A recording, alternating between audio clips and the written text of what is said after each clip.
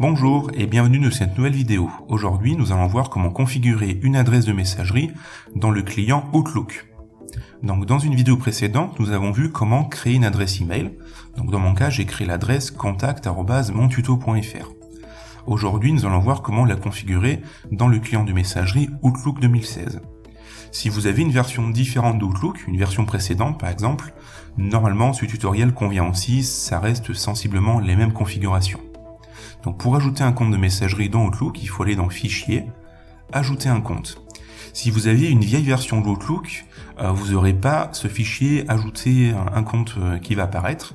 Vous aurez la place un menu qui va être Outils, Compte. Donc après, les menus sont identiques. C'est juste le début qui est un petit peu différent. Sur une nouvelle version d'Outlook, c'est Fichier, Ajouter un compte. Sur les anciennes versions, c'est Outils, Compte. Donc on va ajouter une configuration manuelle. On va se configurer en POP ou en IMAP. Donc dans le nom, c'est ce qui va apparaître en fait quand vous allez rédiger des messages. Donc moi je vais mettre un nom au hasard.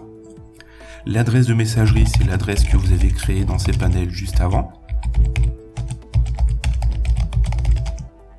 Le type du compte, je vous recommande de passer en IMAP. Alors l'IMAP, ça permet de synchroniser plusieurs appareils. Donc si vous avez un téléphone à côté ou un autre ordinateur, l'IMAP sera plus adapté par rapport au POP. Le serveur de messagerie entrant et le serveur de messagerie sortant, ça sera toujours votre nom de domaine. Alors ça, c'est dans une configuration non SSL. Plus tard, dans une prochaine vidéo, nous allons voir comment configurer un compte de messagerie en SSL, c'est-à-dire que la connexion sera chiffrée entre votre ordinateur et le serveur. Mais là, dans cette première vidéo, on va voir déjà une configuration non SSL. Ensuite, on entre le mot de passe. Si vous avez un doute sur le mot de passe, vous pouvez utiliser l'outil compte de messagerie dans ces panels pour le régénérer. Ensuite, on va dans les paramètres supplémentaires. Dans l'onglet serveur sortant, on coche la case mon serveur sortant requiert une authentification. On vérifie bien que la deuxième case est cochée aussi, utiliser les mêmes paramètres que mon serveur entrant. Dans les options avancées, vous pouvez laisser le port 143 en IMAP, ça devrait fonctionner tout le temps.